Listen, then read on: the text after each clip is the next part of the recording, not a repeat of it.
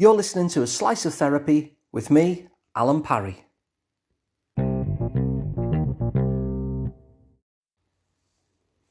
So in this episode, I'm going to look at different kind of attachment styles that people have in relationships. And you might even be able to spot yourself in there as well.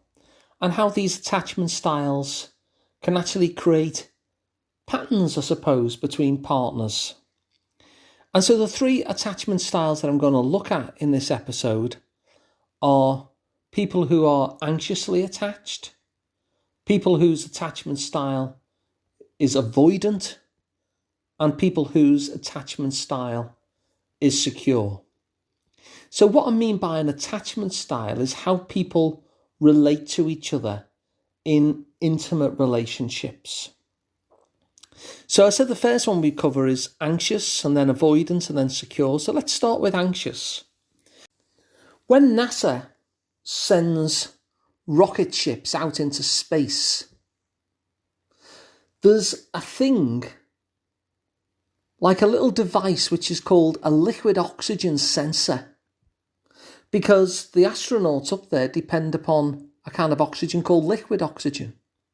Now this sensor has to basically be super sensitive. It has to be able to read even the slightest problem or difficulty.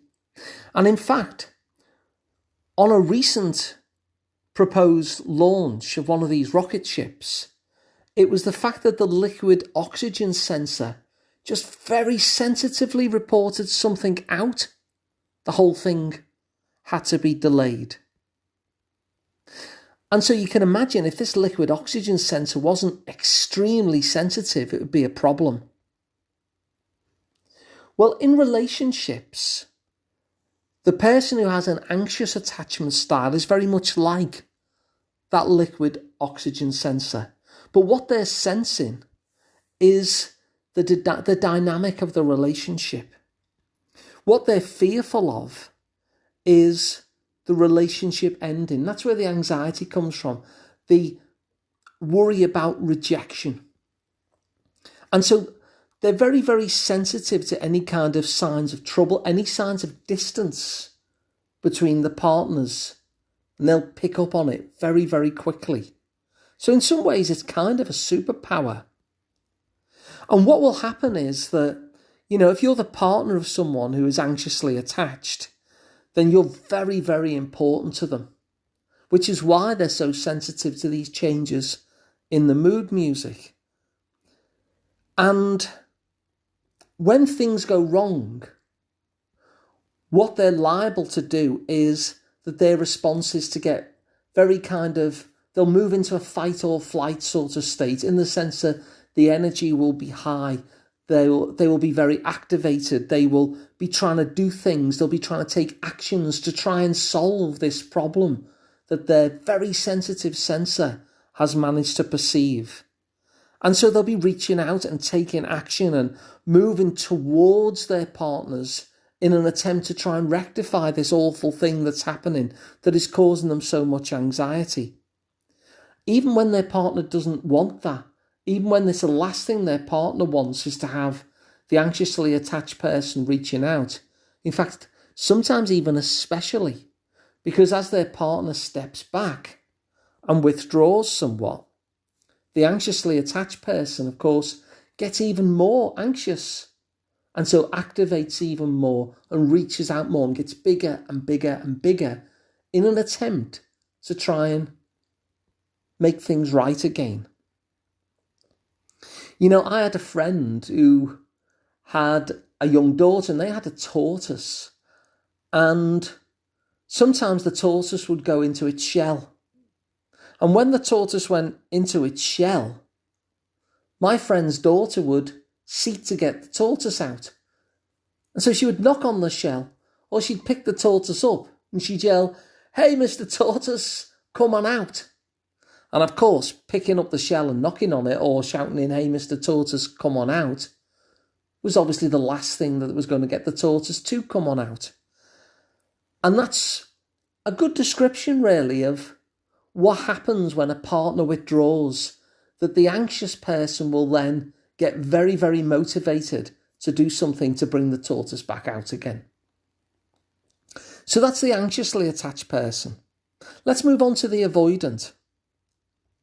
Now, can you imagine going dancing in the time of COVID? Can you imagine going socially distanced dancing, where every time you step towards your partner, they stepped away? Well, that kind of socially distanced dancing is a good description of what it's like for somebody with a more avoidant attachment style. Now, an avoidant attachment style just basically means that you feel unsafe when your partner gets close. And if your partner gets too close, then it feels like you have to back away, like you're socially distanced dancing. And so you can imagine the dance involved here when anxious and avoidant people get together and there's a bit of a problem, because every time the avoidant person steps away to try and reclaim some distance and some space, it triggers those sensitive senses of the anxious partner. And so they move forward. And then every time they move forward, the avoidant person moves back. And the avoidant person there is not feeling safe with the level of closeness. And so they feel overwhelmed. But the anxious person, as we just saw, is not feeling safe with the level of distance. And so you'll often find, as anxious people and avoidant people enter relationships with each other, that this dance plays out, where it brings out in both of them a real sense of unsafety. And so that can be a very common dance that therapists will see in terms of relationship counselling. So we've seen anxious and we've seen avoidant attachment styles. So let's move on to the final one, which is secure. Someone who is securely attached. Now, in my local park, there's a very big oak tree, and it's been there for, I think, about 1,000 years.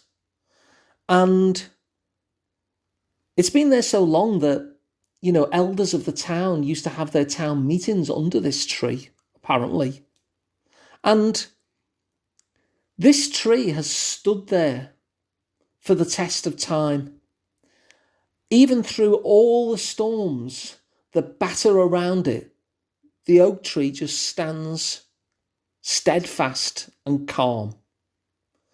And as an analogy of a securely attached person, that's a really good one, because the thing about a securely attached person is that they stay calm in conflict. And what they assume is that love is going to carry on. That there might be a problem now, but it doesn't mean that they're not loved by the other person. It doesn't mean that the relationship is going to end, which is often, of course, what an anxiously attached person fears. They feel a real confidence that even though there's a problem now, it'll get worked out and everything will be okay in a moment. And so they're able to stand there and withstand the storm. Now, what the relationship psychologists with their surveys and studies have come to understand is that the most satisfying relationships involve at least one of these secure people.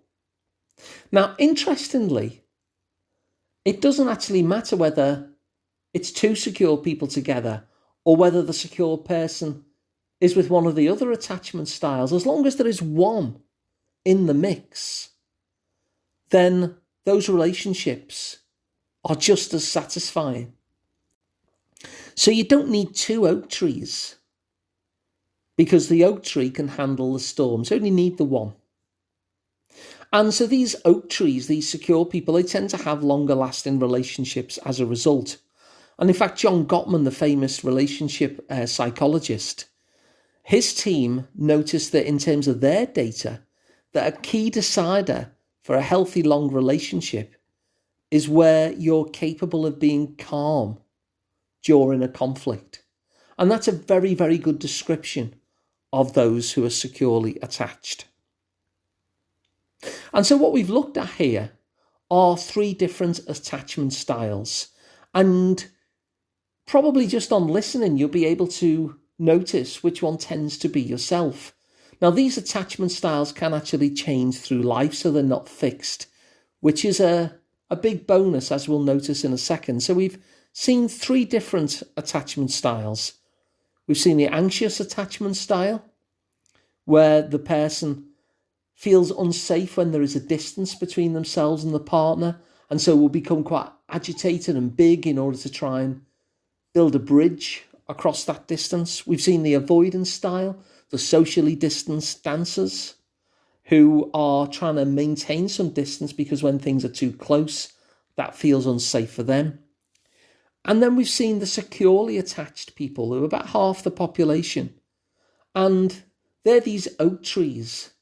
And if there's even just one oak tree within a relationship, those relationships are the ones that are reported as being the most satisfying. And so in order to have a good relationship, in order to be within one of those most satisfying relationships, there's 2 ways to get to that. One of those ways is to be with somebody who's secure, and the other way is to become somebody who is secure. And so when I said earlier on that these attachment styles are not fixed, this is just a map, really. This is just a way of thinking about this in a way that might be helpful. But these attachment styles are certainly not fixed, and that's important because it means that if you notice that you're anxious in relationships, or if you notice that you're avoidant in relationships, then what that basically means is that you're currently feeling kind of unsafe within relationships. But the good news is that it's not fixed and it can be changed. And so you too can become one of those securely attached people. And that's a big part of what the work of therapy does, I guess.